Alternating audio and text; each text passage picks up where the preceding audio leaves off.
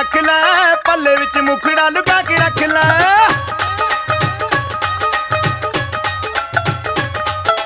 ਨੀਵੀਆਂ ਤੂੰ ਕੁਝ ਚੀਰ ਪਾ ਕੇ ਰੱਖ ਲੈ ਪੱਲੇ ਵਿੱਚ ਮੁਖੜਾ ਲੁਕਾ ਕੇ ਰੱਖ ਲੈ ਐਵੇਂ ਕਰੀ ਨਾ ਕਿਸੇ ਦੇ ਨਾਲ ਪਿਆਰ ਮੁੰਡਿਆਂ ਤੋਂ ਬਚ ਕੇ ਰਹੀ ਨੀ ਤੂੰ ਹੁਣੇ ਹੁਣੇ ਹੋਈ ਮੁਟਿਆਰ ਮੁੰਡਿਆਂ ਤੋਂ ਬਚ ਕੇ ਰਹੀ ਨੀ ਤੂੰ ਹੁਣੇ ਹੁਣੇ ਹੋਈ ਮੁਟਿਆਰ ਮੁੰਡਿਆਂ ਤੋਂ ਬਚ ਕੇ ਰਹੀ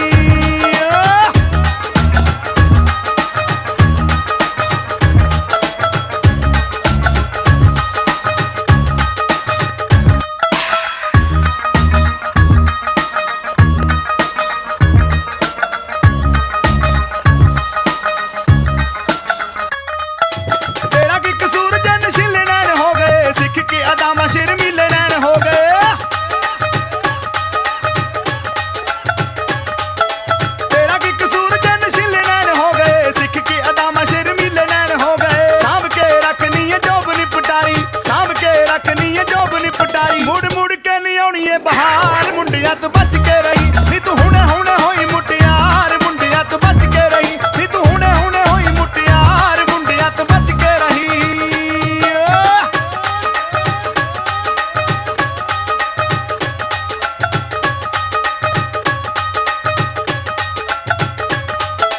कर दी जवानी तेरा रूप ठाठा मारदा पतला जलक ना हुनारा भी सहारदा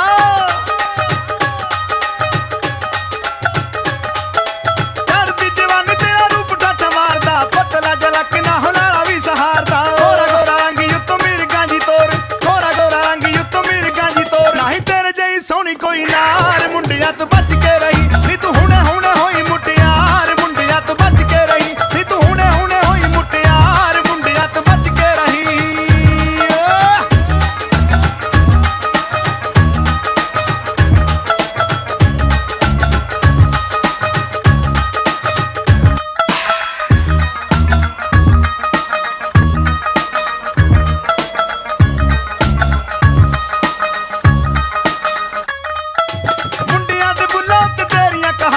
चन्नी नी तखने दियां गलियां बिछानियां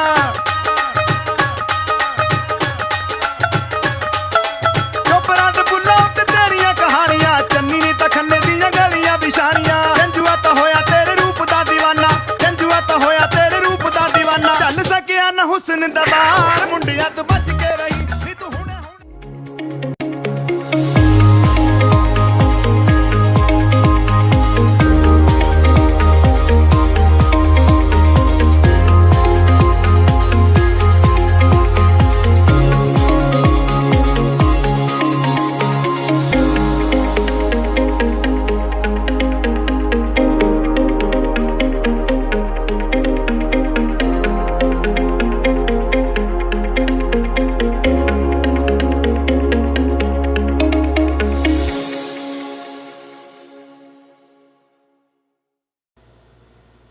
Good evening, ladies and gentlemen, boys and girls, podcast fans of all ages, party people in the place to be. I'm Dave Valente. Thank you for joining us on the Political Deep Dive. Joined this week by Dan, the man, Fishman. How are you doing, Dan? What's shaking, guys? I am excited to be here to talk about new stuff happening in the world today. And I think, we start with the really big news. Tori Spelling was in a car accident. It's all over TMZ. Happened in Hollywood. Lots of paparazzi showed up. It must have been 10,000 people filmed it on their cell phones. Oh, jeez. How bad was the accident? Huh? How bad was the accident? Not bad. Little fender bender? Yeah, it was like a T-bone, but everybody was fine. Go ahead. It's amazing because like Tori Spelling, and I get her father was a famous director and all that stuff. Aaron Spelling. Yep. But she really hasn't done like a whole lot since like 90210 days. Like she's been in that kind of B-list. Yeah. Hangers-on type. She did a couple of reality shows. Yeah. But also, what's up, Craig? The guys, AJ and Ari, have unfortunately started their own podcast that is opposite ours. It's called The Political Shallow Dive. And, Where No. they don't have cover the hard hitting story stuff like Tori Spelling. Yes. Oh, we do cover pop culture, so It's true. But yeah, she hasn't done much. Well, but I mean, she wasn't a good Randy? actress. She was in 90210 because her dad made the show.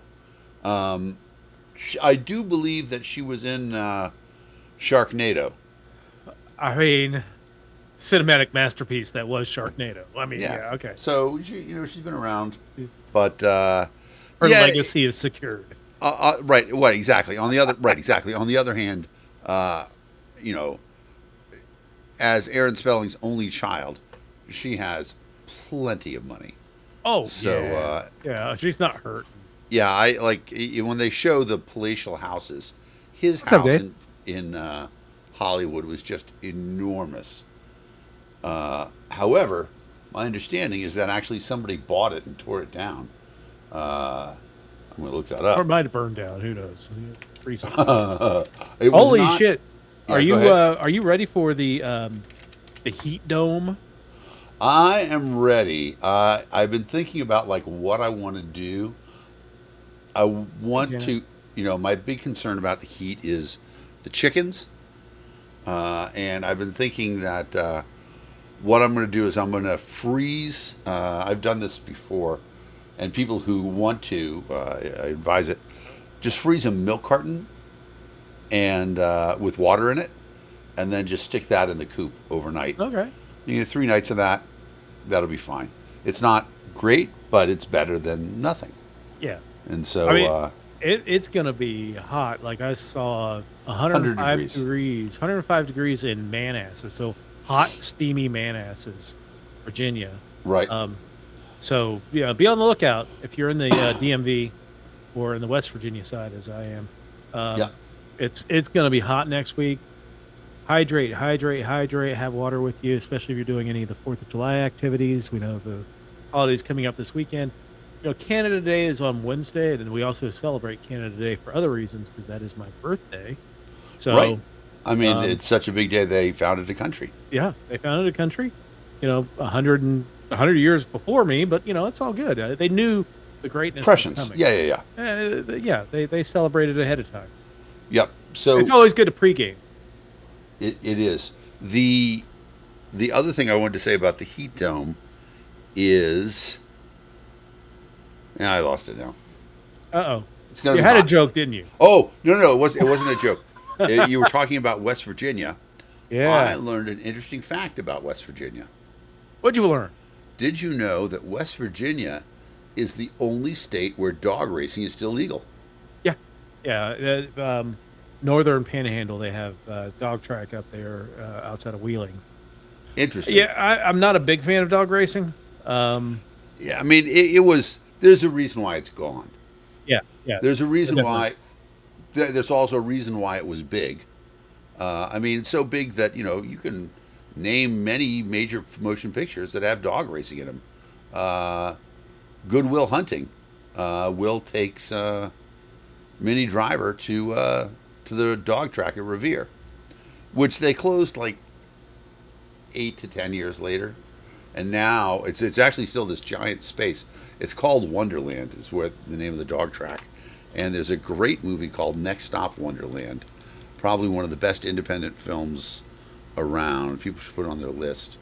Yeah, there was a But- battle between Florida and West Virginia as to be which is the last to give up the ghost. Yeah, I mean, I don't know. There's a pretty good lobby in West Virginia to keep it going, but I think the time is coming that it will eventually. I mean, if they were smart, they would be. They should do politician race. That would also be awesome. But you could do dog racing in an incredibly humane and fun way. Oh, have you ever seen those wiener dog races? I have definitely seen those. Absolutely. You can do it, and it's fun, and it's fucking adorable. Right. And the thing with greyhounds and the other dogs, those dogs do love to run. Oh, I mean, they love to run. yeah. So in fact, I'm sure you've seen it, the video of the guy with the ATV, and he has like 8 different dogs, and he puts the food bowl like a mile away, and then he tells them go, and then he starts chasing after them, and he can, like, first he catches like the German Shepherd, and then there's a Malinois, and then but eventually he like catches up with the Greyhound, and the Greyhound is just flying. I mean, literally, it's so fast. A couple of my friends in my first set of college had a rescue Greyhound. Very beautiful animal. I mean, absolute, just a side of beef, because they are just nothing but fur, like a little bit of skin, fur, and muscle. That's it. Like they are just wired. Friend of the show, Andrea Holt, has been rescuing greyhounds for a while, and one of the things about them is exactly what you said. They have health issues because their skin is so tight that, like, if they bump their leg against a rock, they get a scrape, and it's a big wound and stuff like that. Yeah. But it's fascinating to think at one point in time there was only one breed of dog. Yeah. Humans, baby. Yeah.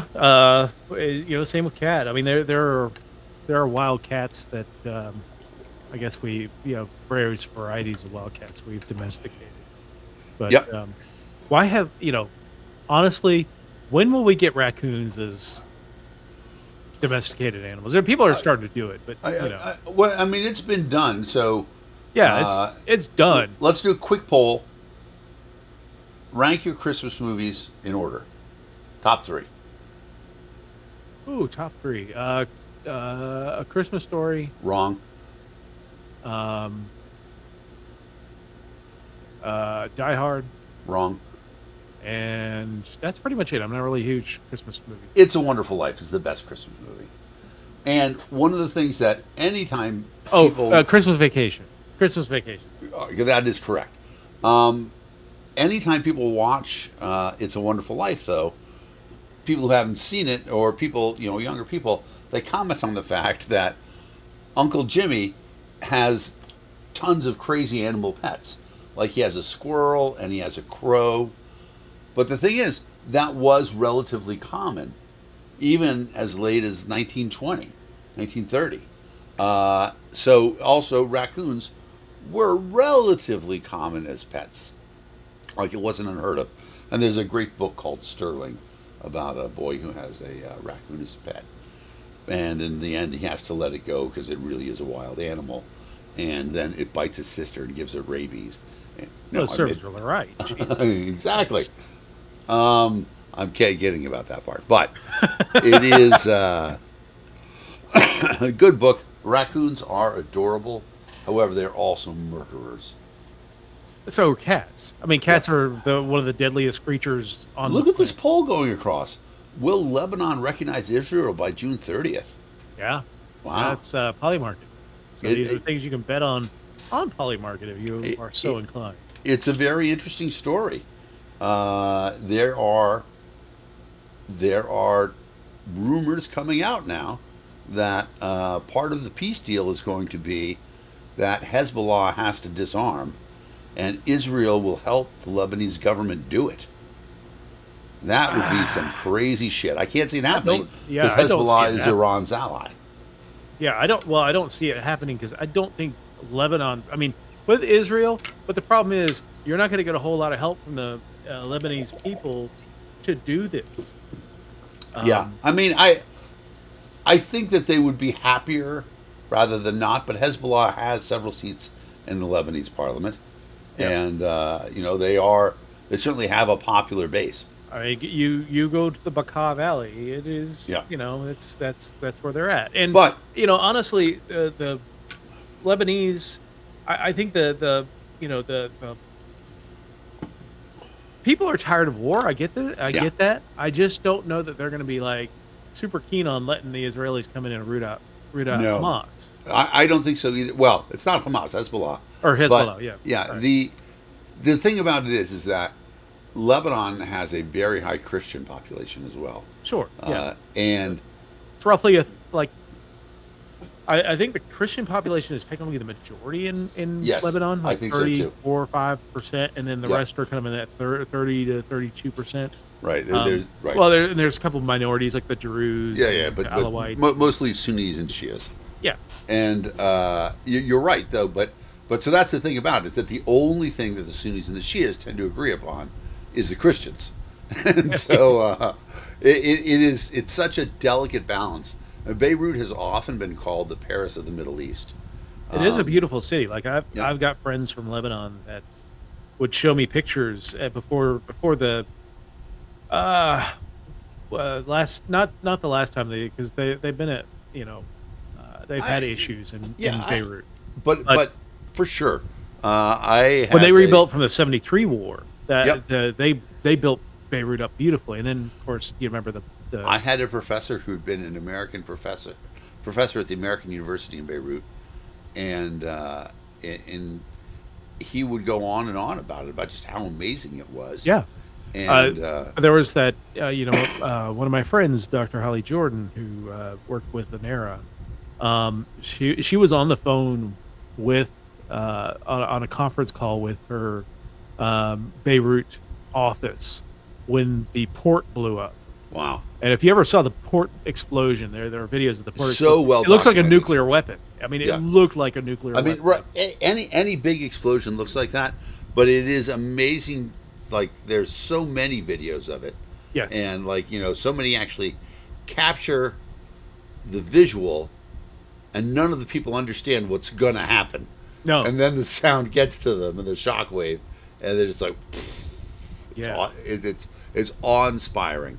But that being said, as we're talking about this Middle East conflict, let's talk about it. Dave, do you Yeah. think there will be more or fewer attacks between hot conflicts between America and Iran in the next 7 days than No, in the previous absolutely. 7 days? Oh, absolutely. I agree think with that you. this is spinning out of control. I think the Iranians are gonna want to kind of poke Trump in the eye during Yeah. the 250th anniversary of the United States. Or July 4th is coming up. I think there's all I think they have all the the advantage to do it right now. Yeah, it is funny how emboldened they are right now, because they feel like Trump won't respond. That no matter what they do, he won't do anything. He's responding, but I mean, it's really just blowing up rubble. Like he's, Yeah. they're he's not. I don't know if we ever get to a point where he just gets so pissed off that he's like, we're going to send in the first division or something like that. Well, like I actually had a very interesting conversation with a friend of mine. We're like, let's just talk about, regardless of consequences, what you think a good strategy would be for the United States. And he's like, well, obviously, destroy the oil industry, destroy the oil fields, destroy the refineries, destroy all the ports. He's like, but there's some interesting consequences to that, political ones. He's like, but what we could do is we could mine the Straits of Hormuz and say, sorry, the straits are closed for everybody. And it's an interesting military option, because then it takes it off the because table. they kind of technically did that. I mean, they did put a blockade of their own.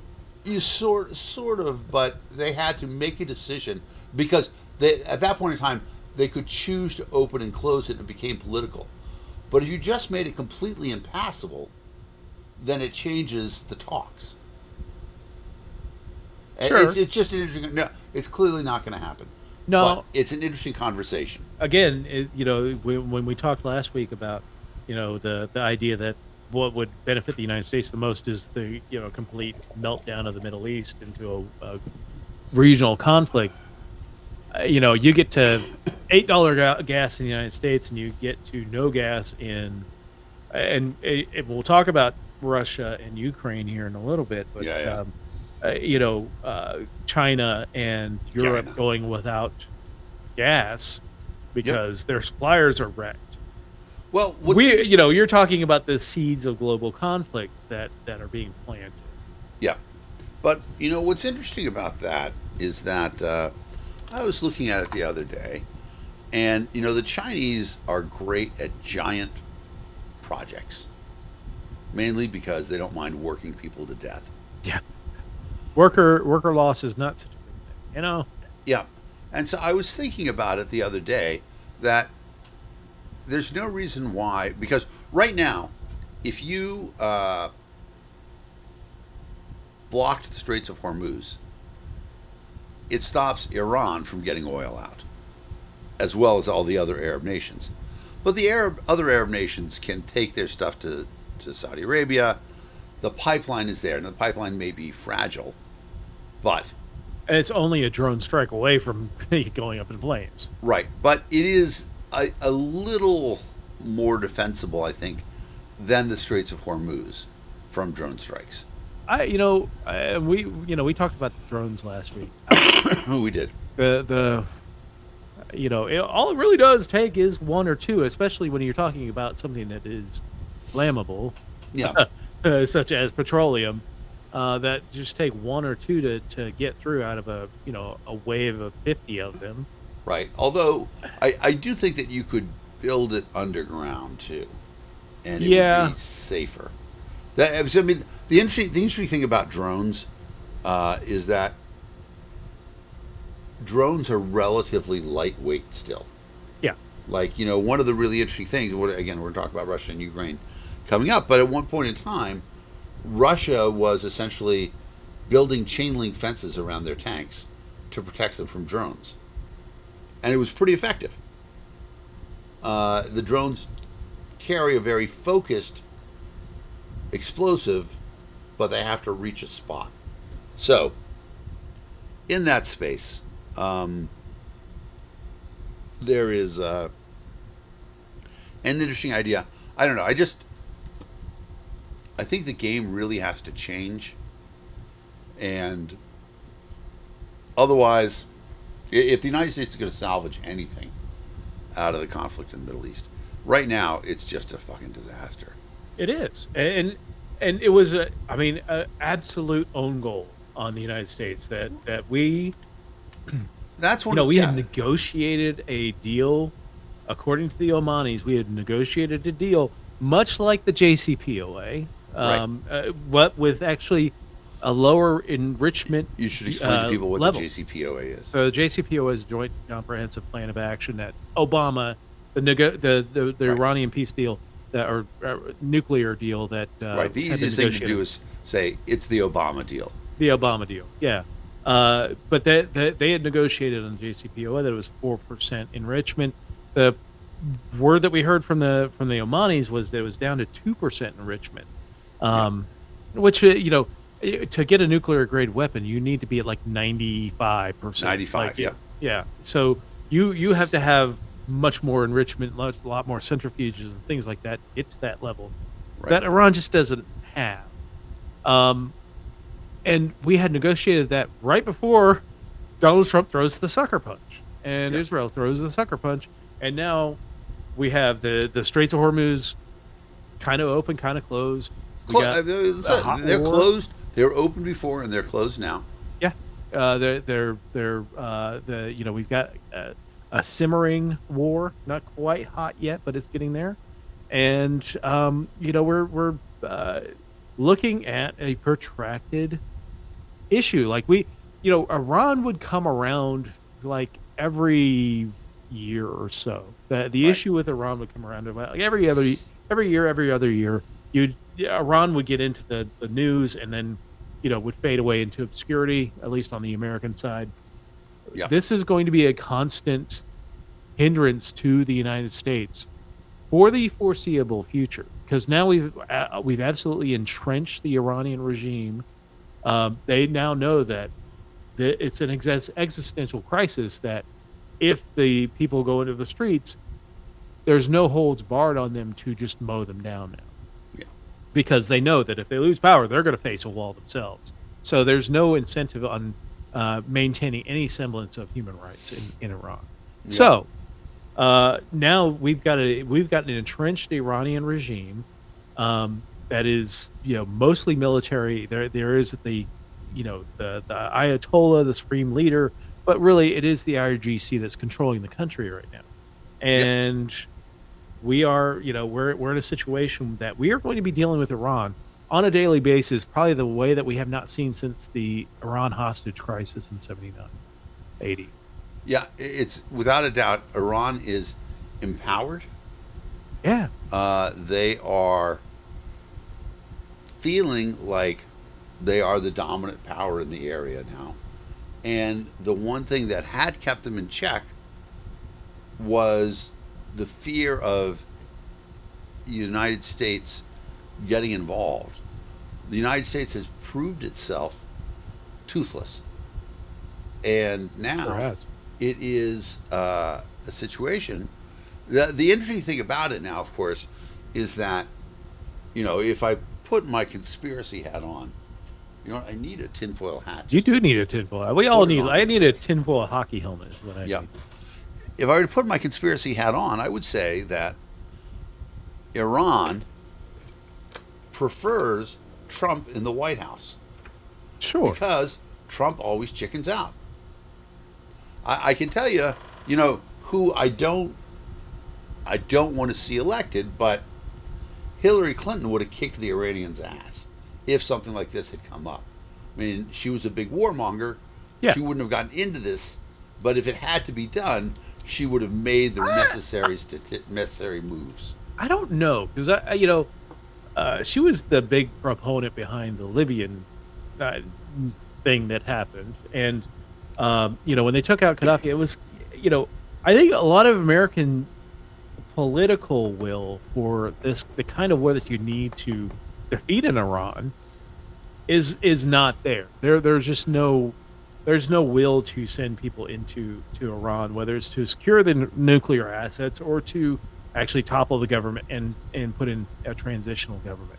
I don't think there's any political will there. I don't think that's a Democrat or a Republican that is going to engender that kind of will to do such a thing unless there is like a massive, attack on the homeland that they could point to. Yeah. But the Libyan thing was half-assed too. They killed Gaddafi and then they just left the country to rot. Right. Yep. I mean, that's true. There weren't really any military objectives. They didn't think about other than kill Gaddafi. Yeah, exactly. Yeah. Here, I think that you could have a legitimate military objective of crippling the Iranian economy, and that would be pretty effective. How much can you cripple the economy for? Fortunately, Davidson's checked out of the game, and so damn it, you're back. But how, because that was going to be my example. This is how a coup works, people. I've taken over the radio show. Yeah. No, but how do you damage Iran's economy? They've been under sanctions for 50 years. They're under sanctions, but they're still selling oil with a shadow and stuff like that. Destroy the oil fields, destroy the ports, destroy every interstate. That's it. It doesn't end their country, but it reduces their GDP by 90%. Yeah, but when you go down from $4 to 40 cents, that doesn't it doesn't do you a whole lot of good. I think that it affects your capacity to make drones. Well, and remember, the Iranians, when you get to governments like Iran, the money that they make doesn't go to the pockets of the people. It doesn't go to make their lives better. They'll find ways to make money. They still have Russia on the northern border. They have still have ways of doing things. I think a move like that only brings harm to the people of Iran and not to the government. I just want to point out that Russia does not border Iran. It does not, but you can get across the Caspian and all that stuff. Exactly. Right. They share the Caspian Ocean, and honestly, you can drive there through Turkmenistan, and nobody's going to care. Yeah. I'm actually looking at the map right now. Go through Dushanbe. Yep, or Azerbaijan.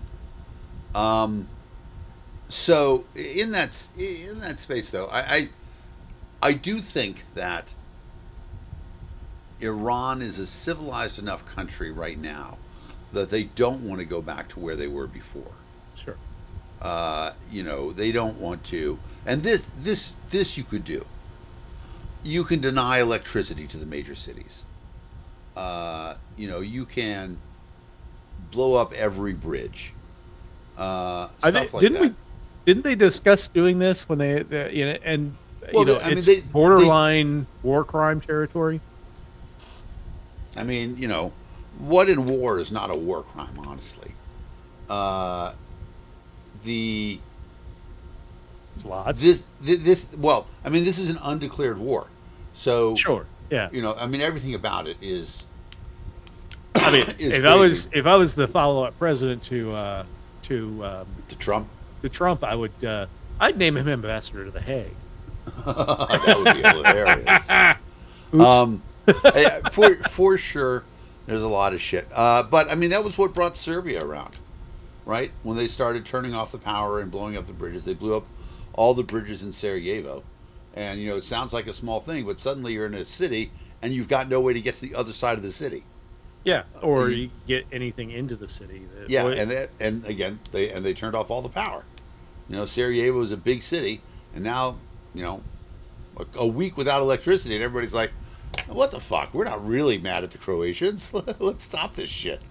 Yeah, and and when you talk to people from Iran, they don't hate the United States. I think there's probably a lot more enmity after the girls' school thing. Yeah. But the average Iranian, just like the average American, if you ask them what their opinion of the average Iranian is, they some will be racist and assholes about it, but I look at it like they don't give a shit about us. We don't give a shit about them. If Iranian came over to my house, I'd welcome them and have a good time, and we'd eat good food and have a good time. And that's the exact way that they treat people when they come to Iran. Yeah, exactly. It's unfortunate that governments fuck shit up. Yeah, exactly.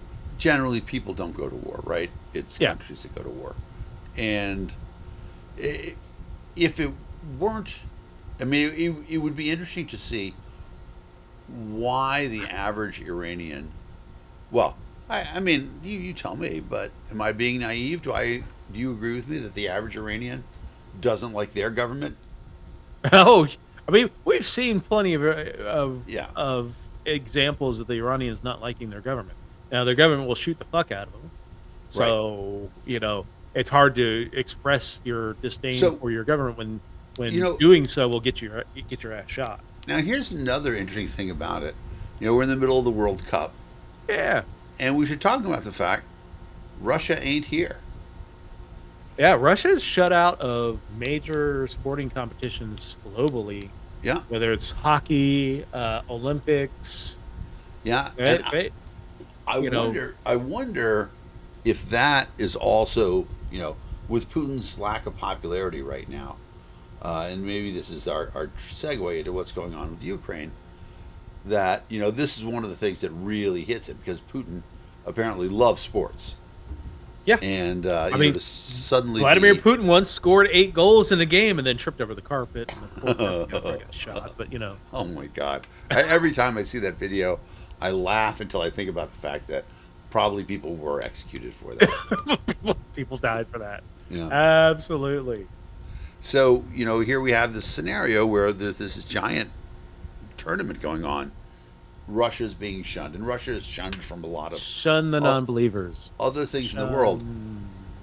But Iran went to the World Cup, didn't make it out of group stage, but they were close. They were close, man. I felt for them. I felt when that goal got called back in the 103rd minute. Yeah. That was rough to watch. It's interesting. That was exactly. Goal got called back in arguably the weakest division across the board, because Belgium ended up looking pretty bad. But Iran didn't lose a game at the World Cup. No. They had three And draws. despite a lot of things like a coach being arrested, some of the team staff were denied entry into the United States. Yep. When they played their first game and there was a tie, they were immediately sent back to Mexico to train to their training camp. They're you know and they played all of their games in the United States. Yeah. You think FIFA would have stepped in and said, you know what, let's get the Iranians into California or into Canada and to Mexico, let them play the games there to avoid that crap. FIFA is just an absolute my god shit show. Just absolute awful organization. It's funny because I keep seeing all these games in Boston Stadium, and I'm like, what is that about? Yeah. FIFA will not allow a team to play in a stadium that is named for a non-corporate sponsor. Yep. Which is fucking insane. So, yeah, you instead of MetLife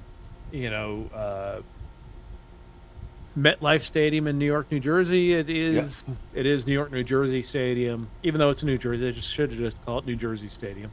Atlanta Stadium instead of Mercedes-Benz Dome. It's really weird to see all these massive arenas with just these generic names on them. It's honestly crazy to watch. If it were me and I owned the stadium, I'd be like, fuck you guys, I'm putting my name out. Just do it.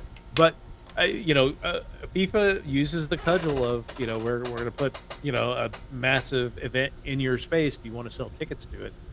And then to get those arenas, they have to sign these contracts, and the contract says you have to remove the corporate sponsorship from your stadium unless they are and I'm not even sure if they have a carve out for their sponsor. They would not let Arrowhead be called Arrowhead because they said they were concerned about Native Americans and discrimination in the United. I'm just kidding. I actually don't know if Arrowhead's being called Arrowhead, but I don't know either because Arrowhead is not a corporate sponsor. It used to be a corporate sponsor of the Anaheim Ducks facility. Used to be Arrowhead Water, the Arrowhead Pond. Yeah, it's not Arrowhead. No, water. So they're all given just names. Yeah, I'm reading through the matches, and it's Atlanta Stadium, Boston Stadium, New York, Miami New Jersey. Stadium, Hard Rock, Seattle Stadium, San Francisco Bay Area Stadium, Los Angeles Stadium. So stupid. Honestly, I mean, it's interesting. Craig, Gillette Stadium covered their logo with shaving cream. That's true. That's actually what they did. It's awesome. It's a very clever idea. They you can find a bunch of pictures of it, but essentially they put now it's actually foam rubber, but it looks like they sprayed shaving cream all over the that's thing. cool. I mean, that's very clever. Yeah. Now that Bob Kraft someday he's going to make some money. You would hope. Yeah.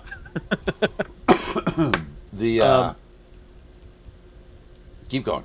Yeah. You want to talk to Ukraine and Putin? Yeah, because in the last week we've seen some major developments in the Ukraine Russia crisis. I mean, for the longest time it was kind of at a stalemate. You'd see Russia was a little winning bit, a war of attrition, and then Ukraine would do a counteroffensive and gain some territory back. But over the last week or so, we've seen some deep incursions into Russia. We talked about the refinery that I think was an own goal. That was Russia's missile missed the drone and fell onto it.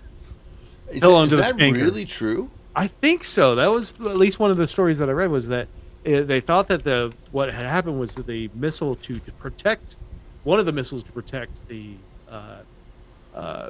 tanker fell back. And I'm reading the New York Times story about it right now. Moscow refinery blast may have been caused by friendly fire. Video suggests. Oops. Yeah, but it's a fucking Yoda talk. I mean, mission accomplished. Fly that plane onto the aircraft carrier. No, but there's lots of talk, and I know it's talk, and I know it's rumor, and I know it's part of it's wishful thinking, but there's rumblings about Putin's time as a human being may be limited. I wouldn't Yeah. go anywhere near any balconies. I would, make sure that that food tester is testing the food for you. Yeah. You Yeah. know, he has pissed off enough people. He's burned enough bridges in Russia that there's probably not going to be, popular rush to the defense of Vladimir Putin at this point because one, people are sitting for hours trying to just get gas for their vehicles. I saw a video of this woman who was just crying 'cause she'd been sitting for hours. She had to go to the bathroom, like Yeah. she's just miserable in this car that she was running out of gas, and she'd have to walk the car into the station. And you're like, Yeah. I feel for the people of Russia. Um, whatever happens to the government of Russia is justly deserved. Well, I mean, it would be fitting if there were a third Russian Revolution and the leaders were held accountable. There's an interesting question about how much would the Russian government be willing to do to keep themselves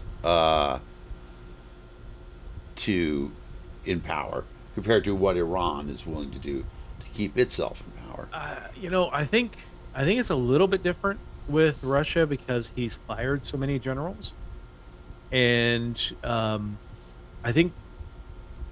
don't think that the military is all that enamored with him right now. Whereas in Iran, the military is the backbone of the government, and they know that while they're with the Iranians, there's the IRGC, and then there's the regular Iranian army.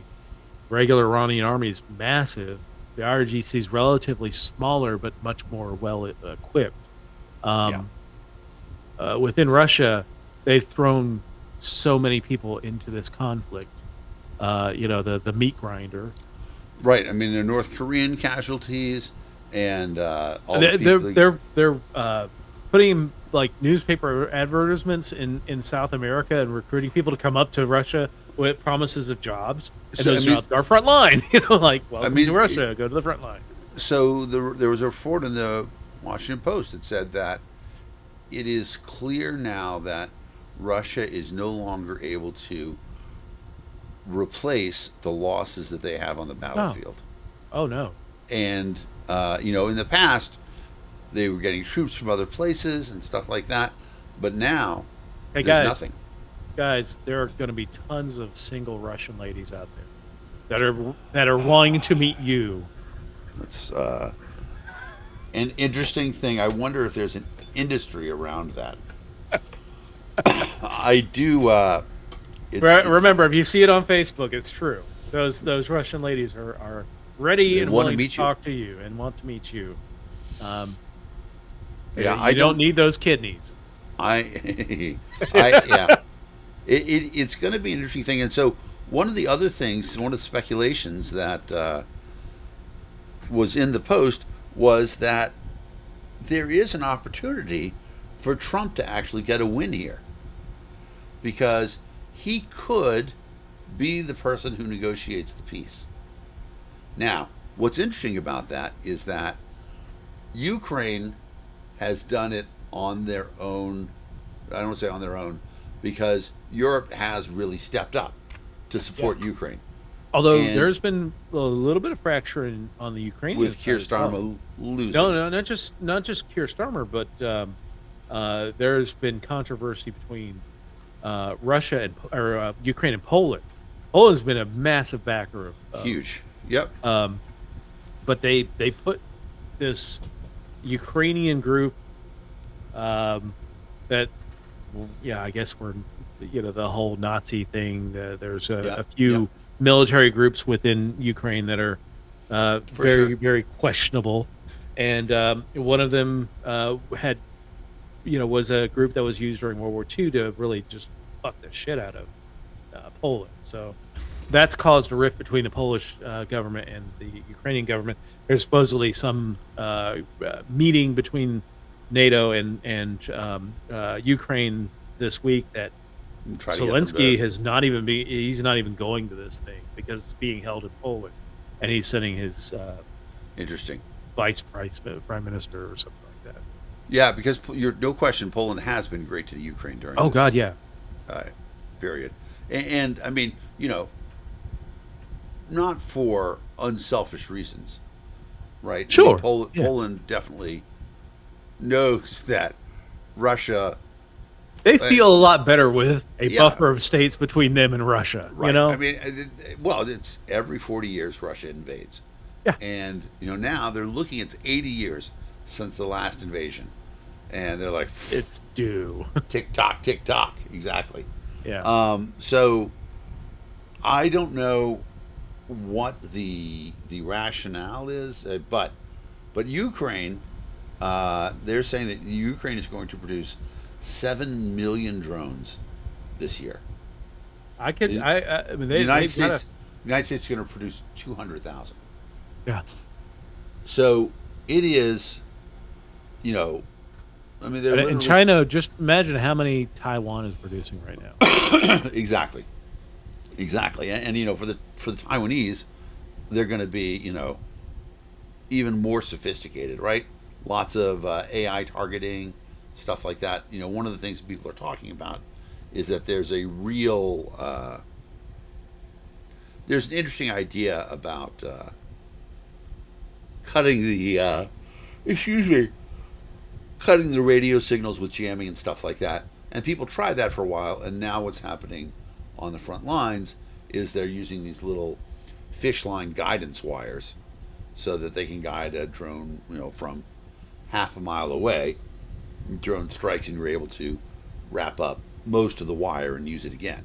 Yeah. But it is, I think the Taiwanese are going to have a lot more sort of, we don't care what you shoot once you get out on the ocean, sink anything you want. And that's the other really fascinating thing about the Straits of Hormuz conflict, is that it's clear nobody can protect ships from drones. And for China to invade Taiwan, they're going to need ships. They have to have ships. And, that's been the complaint about China, at least trying to be a global superpower, is that they really don't have, outside of land projection, they don't really have the force projection ability that the United States has. Right. I know they're trying to build aircraft carriers and things like that, but still, I think drones have really just leveled the playing field, because you can have small countries like Ukraine compared to Russia, or Iran compared to the United States. Yeah, completely true. Hold their own. I mean, yes, the United States militarily, when you look at what the United States did militarily in Iran, they were successful. But they're not that successful. They lost the war of perception, and there isn't the political will to engage in that all-out war that you would require to take Iran in a battle. So yeah, we're over a barrel on this issue. Putin is over a barrel when it comes to Ukraine. Yeah, China will be over a barrel when and if they decide to take Taiwan. It's going to be embarrassing unless they decide to just nuke it. It would be interesting to see if China is. I mean, there's a couple things about it. China can do the same thing that Taiwan can do. Yeah, they certainly have the ability to say, no boats are allowed to transit to Taiwan. No planes are allowed to fly to Taiwan. Would we run a Berlin airlift? I don't know. Well, not with Trump in power. Not with Trump in power. I mean, he's the absolute coward. Taco! Trump always chickens out. Look at this one. Coming across the ticker. Putin out by President of Russia by December 31st. Only 12%. I wouldn't make that bet. I don't know. I think when it happens, it's going to be very quick. It's not going to be this lingering thing. It's going to be, bam, he's gone, he's dead, he's whatever. Yeah. It would be interesting. It'll be interesting to see how it happens too. I mean, if he were smart, he would step away now. The question I have is, if something happens with Russia, and there's that instability at the top, and then let's say that there is a a battle royale to take over Russia. What does China do? Because I think China could move in and take Russia to the Urals, and then you've got lots of the oil. Russia still has nuclear weapons, though. But if you have nobody really in control of the country to push those buttons, it's a risky thing. Yeah. It would have to be a power struggle that Right. I think if you see a power struggle on those levels, I'm sure the European Union and the United States might take a look at possibly stepping in and securing the capital. But still, that's Right. because you don't want the Wagner Group, whatever is left of that, taking over the nuclear weapons, or some of these ultra nationalists taking over the weapons. But Right. that's I'm sure, I hope that they're gaming this out at this point. I mean, the interesting thing about it is that there are enormous opportunities in foreign policy right now. Oh yeah, and we've gutted our foreign policy. And we have the shittiest guy possible in charge for that sort of thing. Honestly, a trained monkey would do a better job, because the trained monkey is trained to not throw feces at everybody. But Trump can't help it, right? I mean, you look at his Truth Social posts, and they're just insane. The one yesterday was, Iran's bearing very bad. I want to give them every opportunity to be wicked, good. naughty zoot. Exactly. Bad zoot. And after that, the oral sex. It's crazy. I don't know. It is.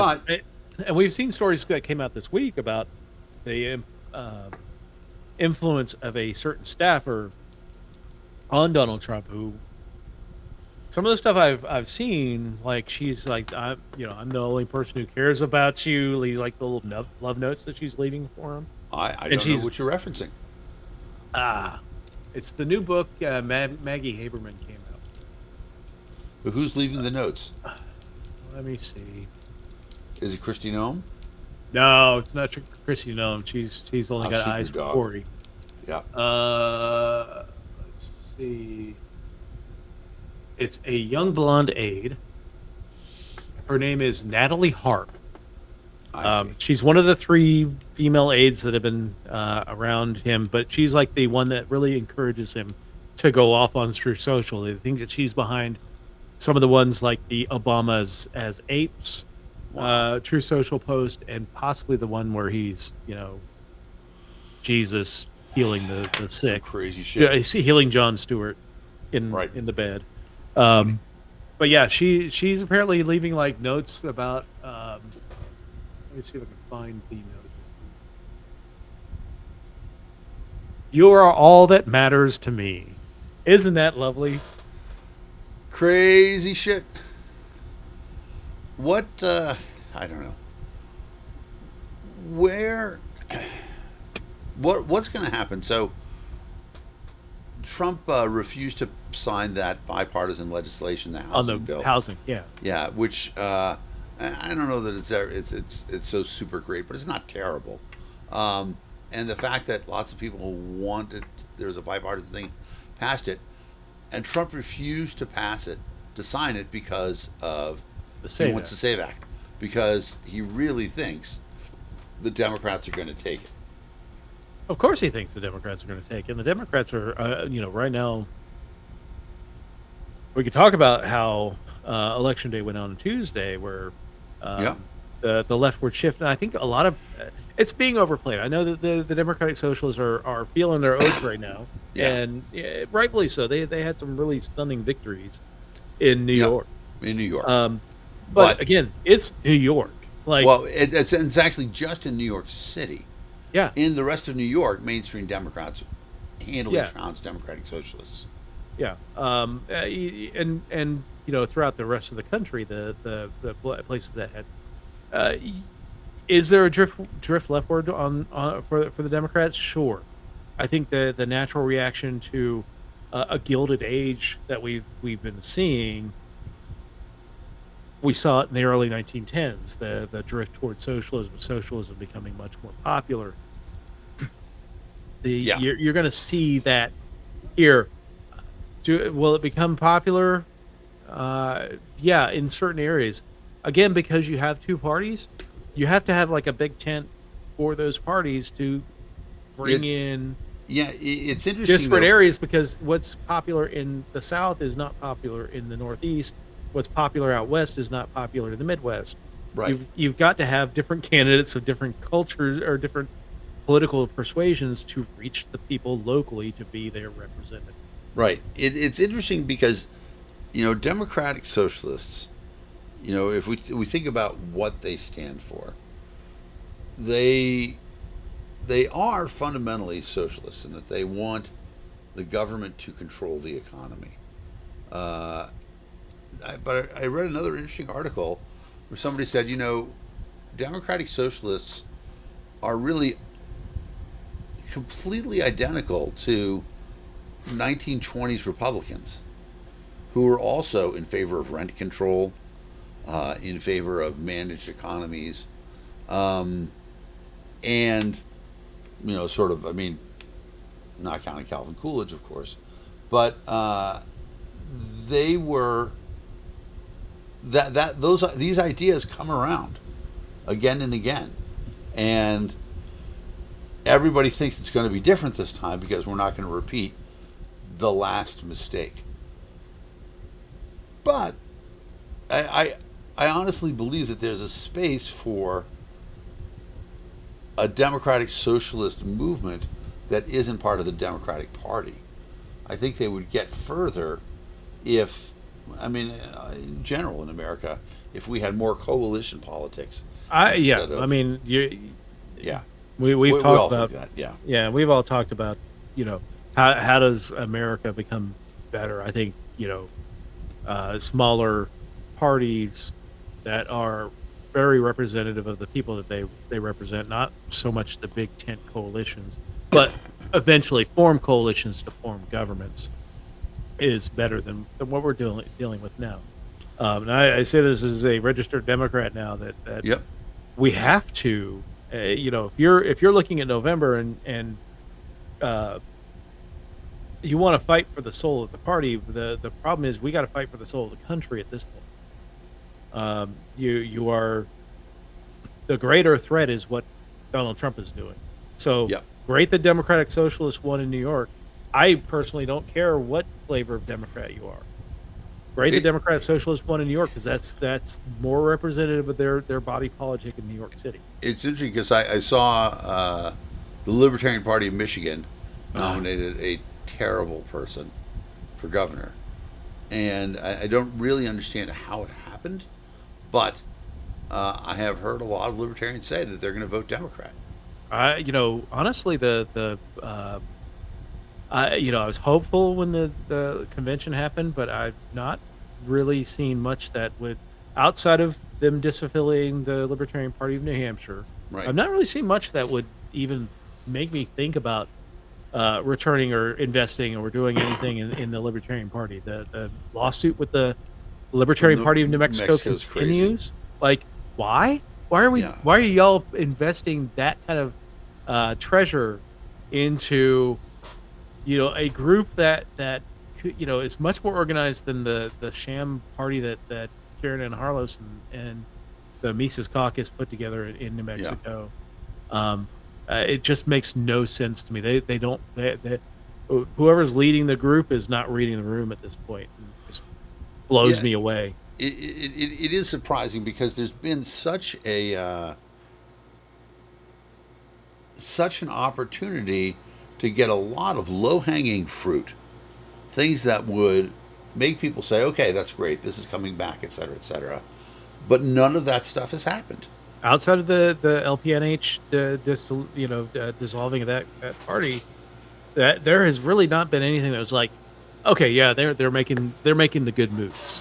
Yeah. And this Michigan thing today is just another line of bad moves by the Libertarian Party that just tell me that right now they're just not ready for prime time. Yep.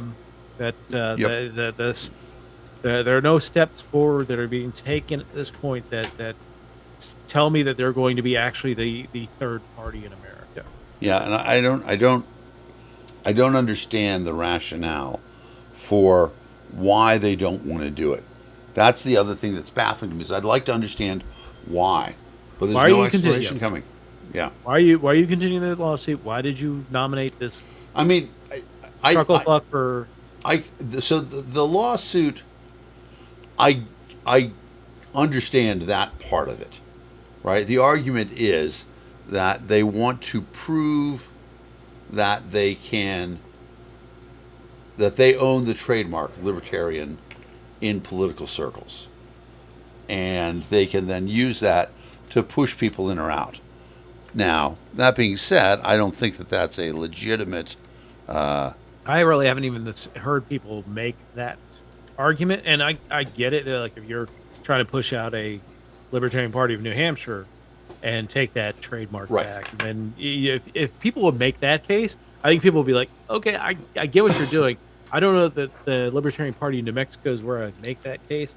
I'd Yeah. wait until the Libertarian Party of New Hampshire Well- makes that case. Well, I mean, just you're not giving it up by ending the case. You're not ceding that you don't have that right. You're saying we don't want to go to court here against our friends. So Yeah. there's some crap going on there. Yeah. I don't know. In other shitty things that are happening in the world, So much. yeah, It's a target-rich environment. we should talk a little bit about, I think, the earthquakes in Venezuela. Oh my God. That That was a wild day when it comes to earthquakes. You had the earthquake in Japan, you had the earthquake in California, and you had two massive earthquakes in Venezuela.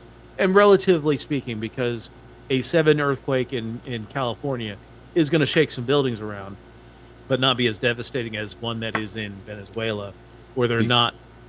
Those because buildings of are the code. not. Yeah. They're not up to code. right, and I think you are familiar, Dave, with the Book of Revelations. That an abundance of earthquakes is one of the signs. It is one of the signs. I mean, we had locusts here a couple of years ago. We've got the battle coming to the plains of Medigo, which is in Iran, Yeah. and who knows? I knows? you know I, for ready, one, I'm ready say, for the Jesus. season of Earth to end. So Yeah, exactly. I'm ready to move on too. We kind of be a relief. we'll have to sit through an election, you know. Right. But I just want to say that it is the casualties are I think are over That's awful. 10,000 right now. Is it And- 10,000? Yeah. I knew And- there was like 1,400 dead, Yeah. And let's just see. and that's going to go up as they Yeah. move some of these buildings. I saw this picture of like these 4 apartment buildings that are next to each other, and then 2 were just completely knocked down. Yeah. So it's 1,400 dead, 50,000 missing. Ooh, And I mean that is 770 buildings collapsed. It's thing, and you know what's really stupid about it is again such an opportunity for a foreign policy win here. yes. The United States could, with no skin off its back, we have this large presence in the Caribbean, start flying in just food and water and stuff into Venezuela. And But- we are assholes of it. Yeah, Trump doesn't get Trump any is of a that piece shit. of shit. Everything that Trump touches turns to shit, including the Great American State Fair. Oh yeah, let's talk about that. Holy cow!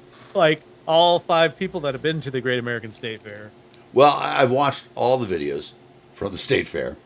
It took me like 30 minutes, and Did you see the guy smacking it around, I didn't taking see that. things into his own hand?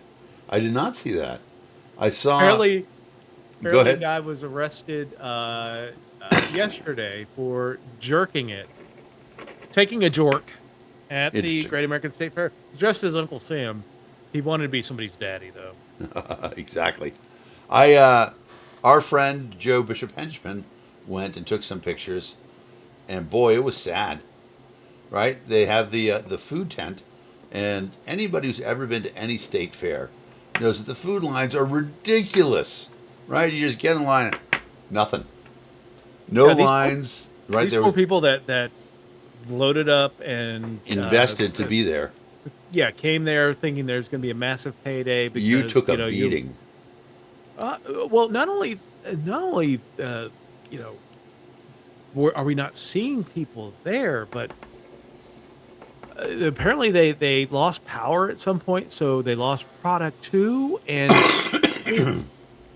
again, everything that Donald Trump touches turns to shit. Like he's got the reverse Midas touch. That's why he covers everything in gold, is because he wants people to think that he has got the golden touch. Right. Now, if people were looking for a fun event to do, next weekend in Boston begins the Tall Ship Weekend, the Parade of Ships. And that is an amazing event. Tall ships from around the world will be docked up in Boston, and you can tour them. There'll be a parade of the ships on the 4th. And it's just going to be an amazing event. So if you're looking for something cool to do, that's in Boston. You know, Craig brought up the Maine senator's race, which is getting kookier. Getting kookier by the day. Yeah, I mean, it was the story that came out earlier this week that Graham Plattner went to Planned Parenthood and got tested for STDs. That's not, I'm like, come on, that's not a bad story. Like, that's what I know that they're trying to keep the powder dry to an extent and release stuff over the summer after they can replace them on the ballot. Right. But if that's the story you're coming out with, that's not a bad story. Yeah. That's him being responsible. Yep. Yep. Right. There's nothing wrong with getting tested for an STD. There are definitely things wrong with Graham Platt. Yeah. Well, I think that the suggestion is that it was from. Well, he used Planned Parenthood. Oh, is that what the thing is? Because if that would be ridiculous. I mean, that would honestly be. Well, that would rally Democrats to him. Yeah. Well, it's also a thing that. I think they're signaling to Republicans because Planned Parenthood is such a boogeyman because they perform abortions, which is only a part of their mission. They do all kinds of health care. They help people actually plan whether or not they want to become parents. Planned Parenthood. Exactly. And anybody who thinks that's a bad idea is an asshole. Yeah. Well, describe the modern Republican movement. MAGA movement. Yep. It's insane. So the interesting thing about the Plattner stuff is I wonder if it's going to it's blowing up in other places. So Seth Moulton, who's running for senator in Massachusetts, had a situation in which somebody put a phone in his face asking if he was going to endorse Graham Plattner, which he has studiously avoided doing. And he slapped the phone out of the person's hand. Now, that's one way to deal with it. It's he didn't haul off and slap or anything like that, but he pushed his hand into the camera and knocked it down. Was he just trying to push the camera away? I don't know, but it's interesting that Plattner is so divisive because obviously Elizabeth Warren has endorsed Graham Plattner. It's going to be a real problem for. And in the grand scheme of things, I mean, this is all part of the gotcha politics of America in 2026. Who gives a shit if a Massachusetts Senate candidate endorses a Maine Senate candidate or a New Mexico Senate candidate or a Montana Senate candidate? Who gives a shit? Like, in the grand scheme of things, it doesn't really matter. All that matters is, do the Maine supporters, do the Maine voters support the candidate? Do they endorse the candidate? Will they give them give him their endorsement when it comes to November 3rd? That's really the only question. But it's again, this whole Democratic Socialist versus normie Democrat battle is you know, again, not everybody's going to be a democratic socialist. Not everybody's going to be a normie Democrat. Right. But there's space, and there has to be space within the party for both of those to coexist. But we've gotten used to the Republicans.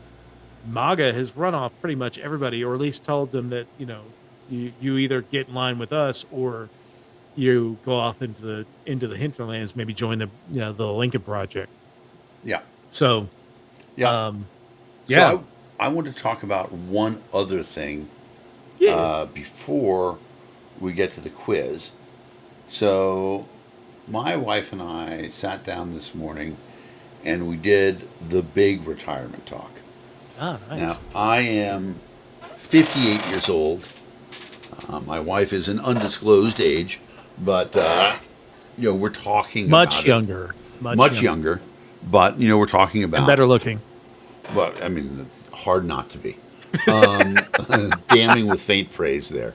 But one of the things that we talked about is, what does it look like? What will our monthly budget be in 10 years? And, I think that our budget will be comfortable. But one of the things that we talked about was I have a pension from when I worked at Mass General. And I can either trigger the pension for just myself and get an extra $250 a month, or I can trigger it and it will last. If I were to die first, Ellie, the pension would still continue for Ellie until she dies for $250 less. And, we're sitting there and we're looking at all the things and sort of talking about, well, what do we think that we want? And what do you want at 90? Is there a point in time at which you'd say, you know what? I don't want to be in a hospital bed for 2 months. Yeah. I don't want to be that, for that to be the memory and the burden on another person and that sort of thing. And, for me, frankly, I was talking with Ellie about it, and it's a hard conversation for people to have. But I'm like, listen, if we get to a place where, I'm 95 and you're whatever, and, I don't think that I would want to go on without you. I would say, I've had a good run. Let's get our affairs in order, do stuff. It's crazy that that sort of decision is still not legal anywhere in the United States. Even in the states where we do have death with dignity, it's always medically assisted intervention in dying. MAID is the phrase they use. There's still not a place, medical aid in dying. There's still not a place where you can say legally, I've hit the end. And so I occasionally think to myself, that might be my political purpose later on, as I get closer, because I think that there are a lot of people who. Well, in the Netherlands this week, I think they had the first. Well, in the last quarter, so Netherlands have had assisted suicide for years, and just recently allowed children under the age of 12 to elect this, and only one has taken place in the last. They have to report quarterly, so at some point in the last quarter, a child under the age of 12 has elected suicide, and Tough one.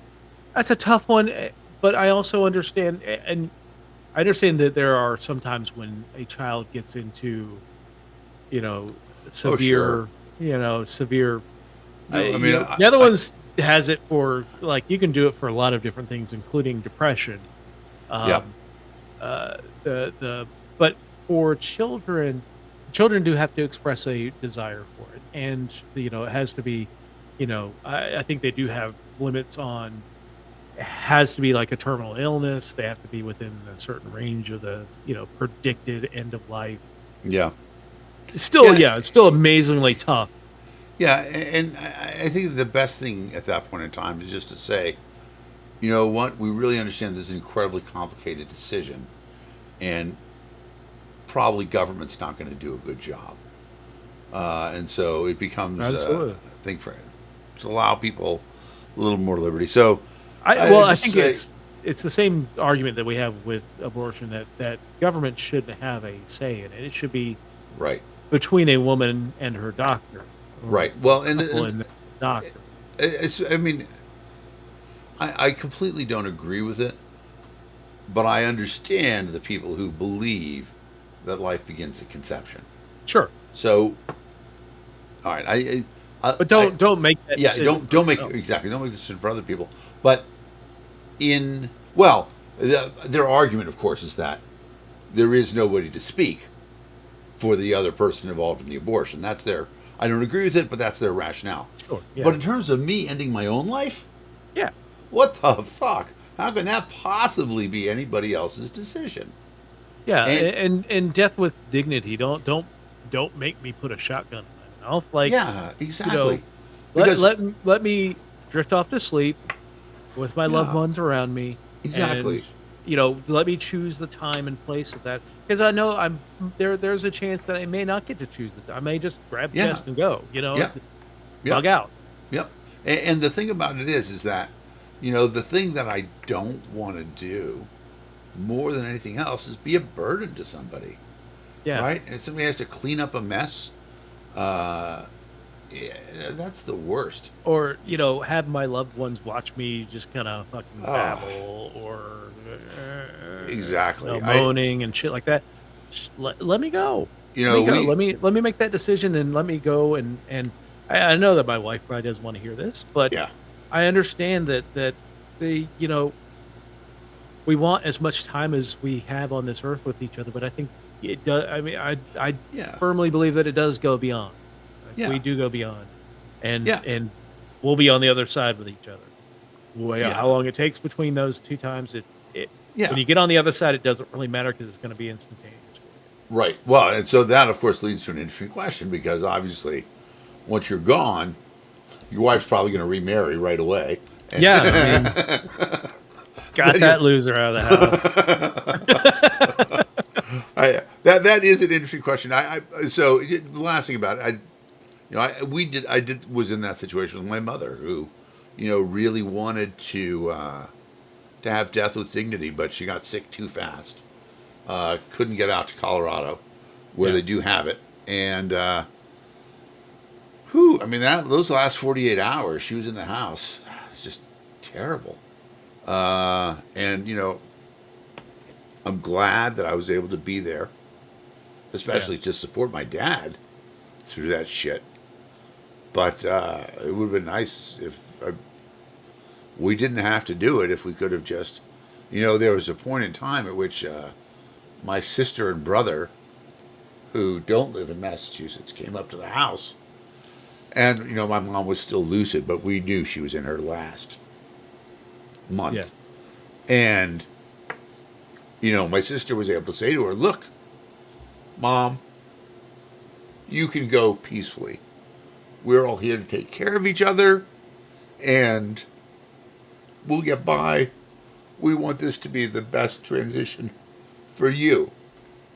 And that was what she wanted too. And then, in the end, we had hospice at home, and she had a lot of pain meds, but, the last 48 hours suck. Yeah. People talk about a death rattle. There is such a thing. Oh yeah. And the not just death rattle, but when they see things, they do. I'd love. Yeah. Have you ever seen Hospice Nurse Julie? Yes, just a little bit, a couple of them. But yeah, amazing. I'd love to interview her. She is just absolutely amazing, and makes me feel better about the transition for myself. Like when I eventually go there, that I know what to expect. Dealing with my mother-in-law when helping my wife through that. Yeah. and she had to make that decision to pull her off the machine because her organs were failing, and that was, for someone who absolutely adored her parents, it was the worst decision. Yeah. And it's awful. Like that whole last night was just a nightmare. It was a nightmare, and because you love that person so much, you don't want to see them go, but you're also watching them in just excruciating amounts of pain. Yeah. Well, God, I mean, hopefully your hospice team at least has made it so that they don't have pain. But even so, I mean, it's the worst of the worst, and it's just, and there is this hidden little secret that, and it's funny because, like, the way I got my dad to start using Signal was, I said, he's like, they gave us, 6 months of morphine. I'm like, so Dad, let's move these conversations that we might have to Signal. Like, just because of whatever the thing is. And I don't even want to go into it too much here. Sure. Just to say that sort of thing. And it is, what I'm saying is that I then sold the morphine. Anyway. All right. That's got a good street value, man. Let's do the quiz. Let's do the quiz. It is a special quiz this week with the 250th anniversary. We're actually doing, can you pass the U.S. citizenship test? So these 10 questions that appear. Dr. Mullen is right that I had a pact with my friend about dementia. But do you have a porn buddy, though? Do you have a porn buddy? Yeah, so it's interesting. So one of the things that maybe I'd talk about this a little bit more. Part of having the retirement conversation was, let me grab this.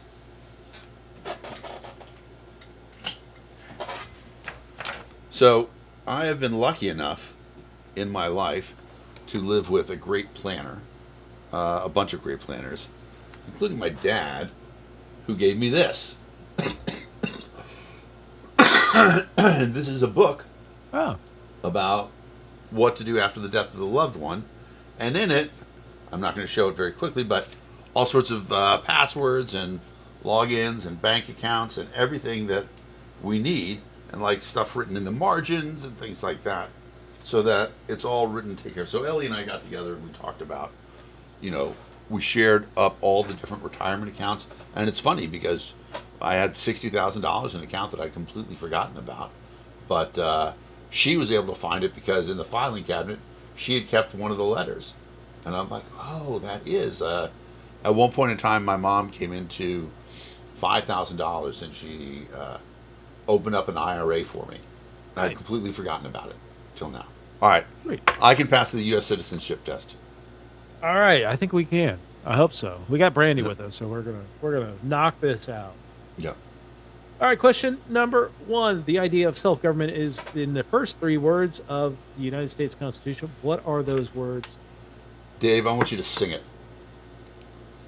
Never trust a big butt and a smile that girl's poison. No. Damn it. It is, my anaconda don't run deep.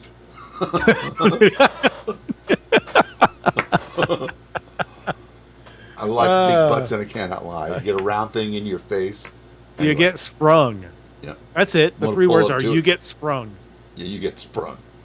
But the song goes, we the people, in order to form a more perfect union, establish justice, ensure domestic tranquility, provide for the common defense, promote the general welfare, and hence ensure the blessings of liberty to ourselves and our posterity, to ordain and establish this Constitution for the United States of America.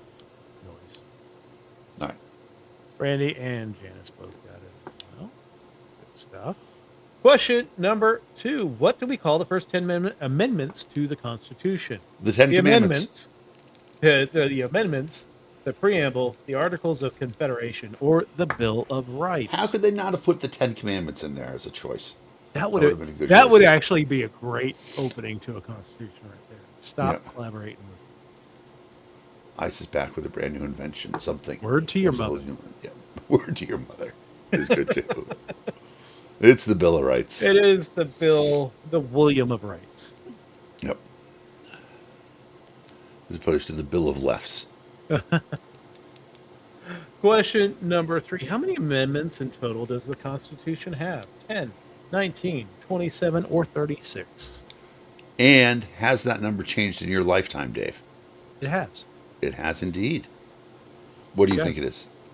It's 27. It is 27. What's the 27th Amendment? I don't remember. Is that the one that prevents pay increase? Exactly right. It happened. It was started a long time ago. Yeah. And then ended up being finished. Right. That the most recent ratified in 1992. That no Congress cannot pass a pay raise for themselves.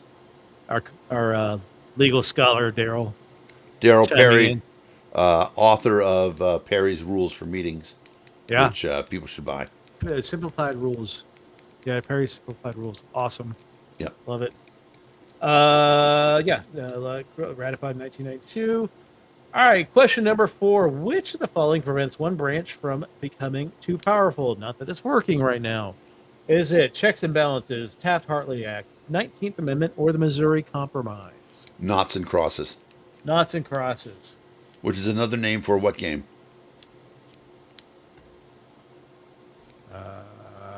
I'll throw that out to the audience. Axis and Allies? Nope. Oh, okay. Good guess. Tic-tac-toe is also called Knots and Crosses. That's like some British level shit. It's a British name. All right, checks and balances. It is checks and balances. Constitution divides federal government into 3 branches: legislative, executive, and judicial, although one is ignoring the other 2, to ensure that no single branch shall have too much power. It's interesting, too, because the idea of checks and balances with the branches being equal, that's actually not what checks and balances means. It means that one is a check on the other power, not that they're equal. And so this administration has done a lot of shit saying this branch makes the judicial branch too powerful. The judicial branch is meant to have the power to check the powers of the others. It's not supposed to create laws or anything else, but it's supposed to be able to tell check the other branches to stay in their lane. So exactly. The executive should not be making laws. Judicial should not be making laws. Let the legislature. The legislative branch make the laws. Right. The legislature shouldn't be conducting war. Yeah. They can declare war, but the executive leads it. Yeah. All right. Question number 5. Who is in charge of the executive branch? Congress, Speaker of the House, President, or Senate Majority Leader? I am the chief executive. I wish it was any of the other 3. I mean, even though Mike Johnson would be a disaster as a head of the executive, he would be better than this. JD Vance was on Bill Maher. I saw that, and he said a lot of stupid shit. And Bill Maher's like, "Look, can you stop saying that the election was stolen?" And he's like, he's like. And he sort of backpedaled and he said, well, we don't think that the election was stolen. And Bill Maher said what Thomas Massey said. He's like, look, you control the House, the Senate, the White House, and the Supreme Court. How can you possibly say the elections are rigged? And he's like, well, they were rigged because all of the tech companies were allied against us in suppressing our commentary.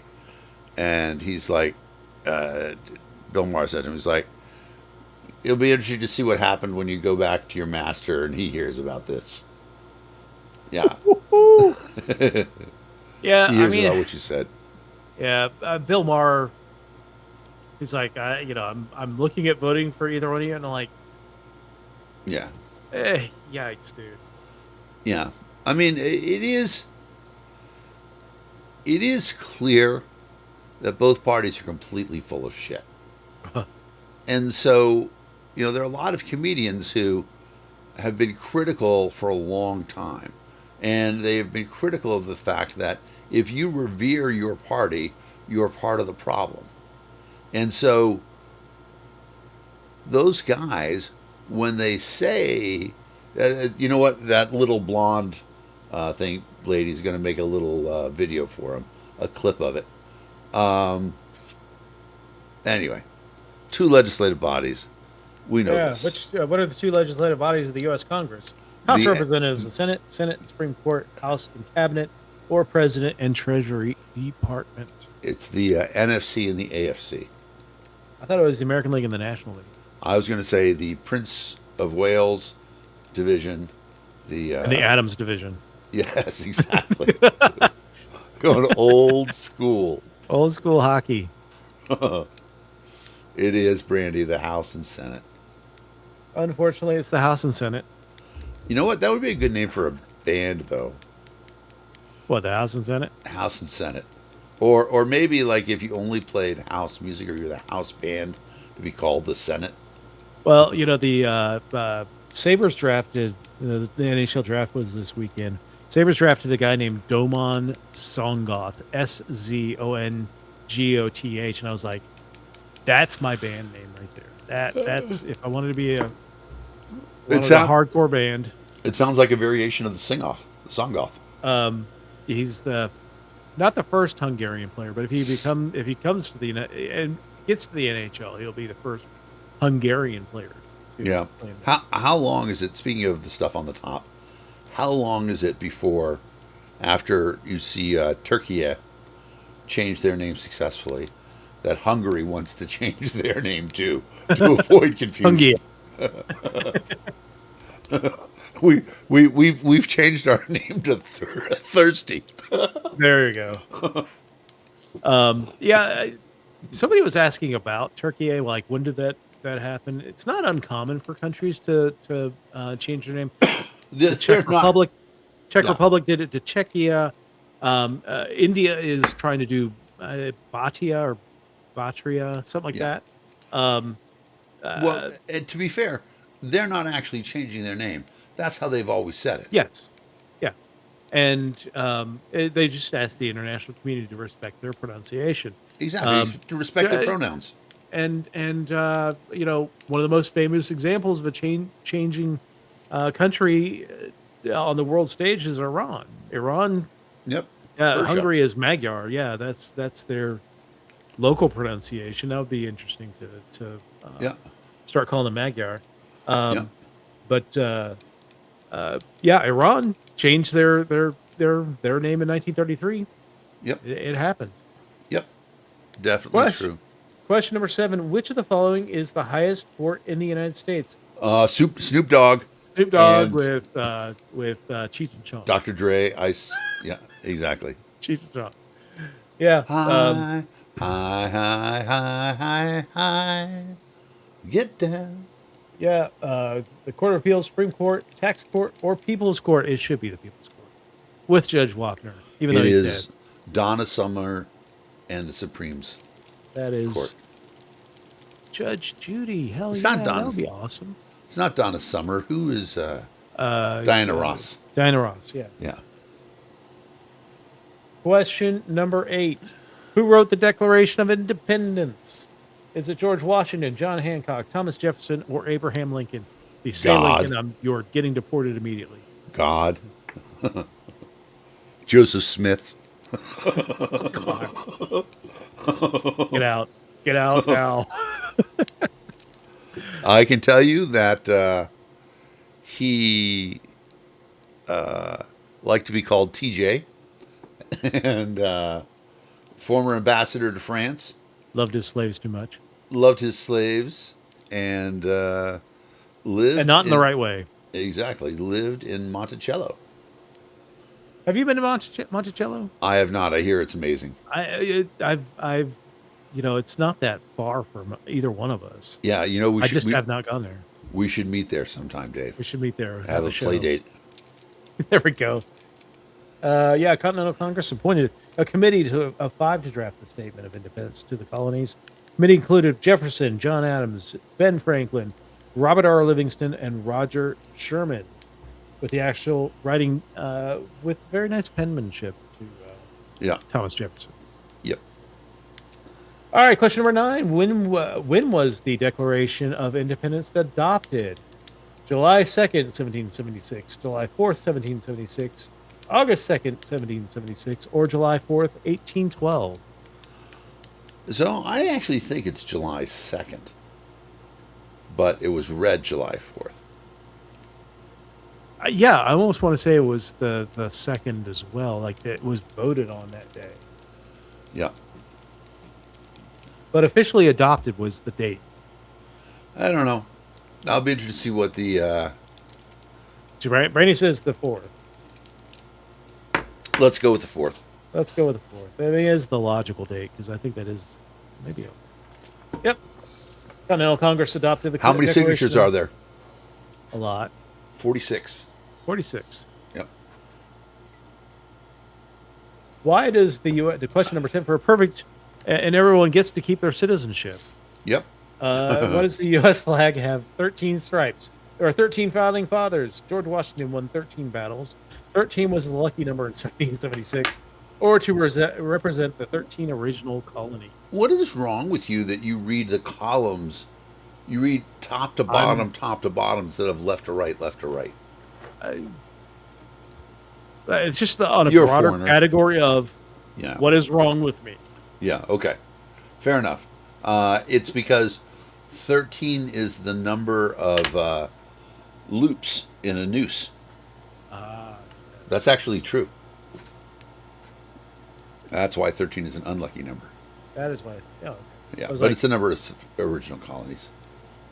Original colonies, yes, original recipe colonies. The flag's 13 red and white stripes represent those colonies. Yeah. We did it. You know, one of the interesting things that I like to think about the flag is the way the stars are configured. Because if you look at it, look at the flag, it's not 5 rows of 10. No. It is, I believe, 6 and then 5 and then 6 and then 5. And so you get up till, that makes 11. 6, 5, 6, 5, 6, 5, 6, 5 makes 44. And then a row of 6 on the top to make 50. Just in case you want to draw your own flag. Yeah, it's... I don't know if this is true or not, but when I was a kid, there's a story that my reading teacher told me, I never looked up, about a man without a country who was the first person to be exiled from the United States. And it was a very interesting situation. And I remember what it was, where the judge sentenced him to essentially prison on boats. And so he had to live on a boat, couldn't come back into the United States.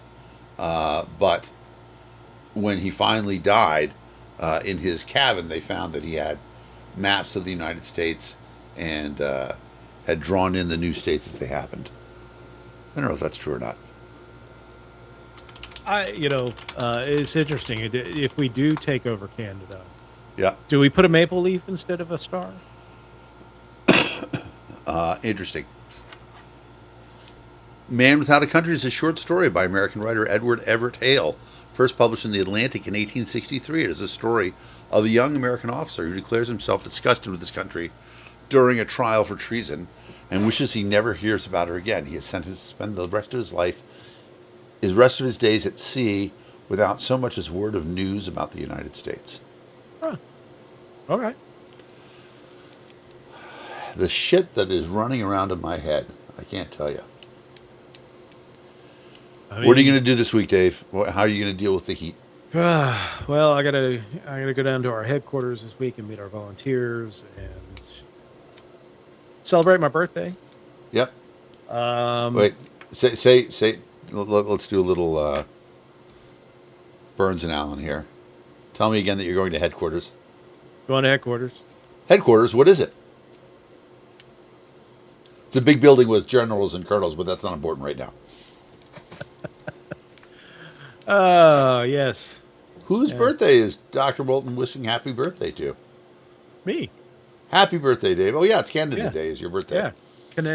Candida Day. Are you going to tell us how old you're going to be? 53? 54? 53 years old. Yeah. I'm impressed that I knew that. Yeah. So, yeah. Is there a show next week? I don't know why there wouldn't be. Should be. Let's see. That's it's the 5th. Yeah, I'm actually off the next day too. I will be. I'm off this week and I'm off the next day. Interesting. The following Monday.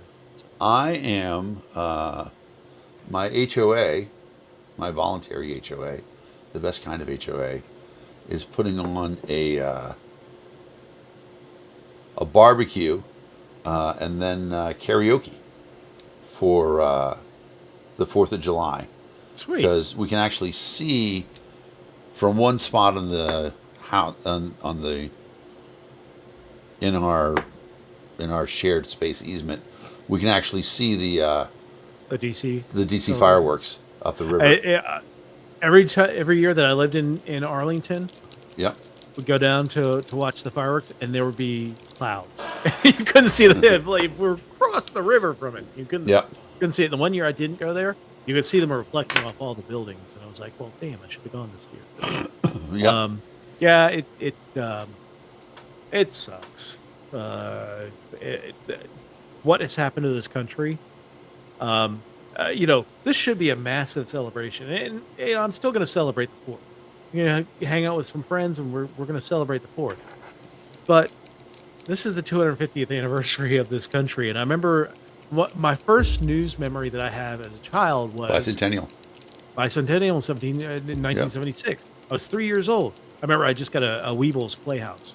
Yeah, that was because right after my birthday, but it was a big deal. Like, every town had its own parade, and people were dressed up with the drummers and the fifes.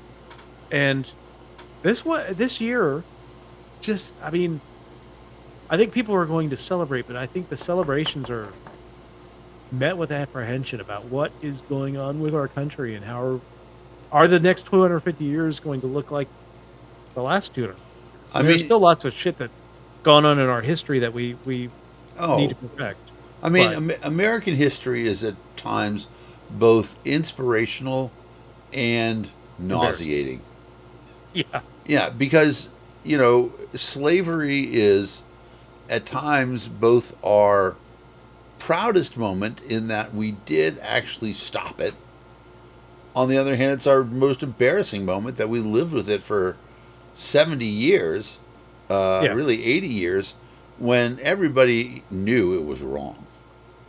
Right? There was nothing about it. It was ridiculous. Well, it's just like the people today that are the guys like Chud the Builder that are provoking people. What's wrong. That is exactly why he's doing shit like this. Yeah. And you're getting all these copycats doing it. The casual racism of today is a complete step back for this country. It's frustrating to watch, but hopefully we start making some changes in this country. We start getting back on a good path. Starts in November. Yeah, it does. All right, everybody. All right. Thank you for joining us this week on the Political Deep Dive. We will be back next week as we talk. I don't know what we're going to talk about. We'll be back with something. Hopefully, shit doesn't blow up. I would imagine that we'd be talking about Iran. We could talk a little bit about the Pride parades, and flags in Seattle. Happy Pride, everybody. Pride is coming to an end this week. But if you live life right, Pride is every day is prideful. Fuck yeah! All right. Bye, guys. Talk to you all next week. Bye.